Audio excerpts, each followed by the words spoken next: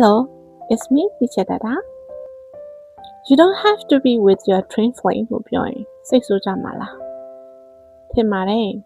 အားလုံးက twin flame နဲ့ပဲတူတူရှိကြတာလေနော်ဒါပေမဲ့ Teacher တို့ကကိုယ့်ရဲ့ energy ကိုကိုယ့်ပေါ်မှာထားလိုက်တယ်ပြီးရင်ကိုက center မှာပဲရပ်နေမယ် observer view နဲ့နေထိုင်ရုံပါပဲတဲ့ဒါကြောင့် twin flame ဆိုတာ romantic ဖြစ်နေတဲ့ relationship တော့မဟုတ်ပါဘူးမထက်တဲ့ပုံမှာဆိုရင်တော့ပေါ့နော် soulmate လို့အရန်ကို romantic ဖြစ်နေတယ်လို့ရေးထားတာကိုတွေ့ရတယ်ပေါ့နော်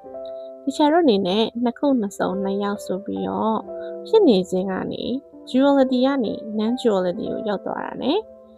ကိုက center မှာရှိနေတယ်လို့ဖြစ်တာပေါ့နော်အဲကြတော့ energy က push and pull မဖြစ်တော့ပါဘူးဒီကဘိုင်ဘိုင်လောက်ရမှာကတော့ internet ပေါ်က twin flame mix တွေဖြစ်ပါတယ်အဲ့ဒီ mix တွေကိုသင်ကဘိုင်ဘိုင်လောက်လိုက်ပြီဆိုလို့ရှိရင်နေ့ရက်တိုင်းမှာ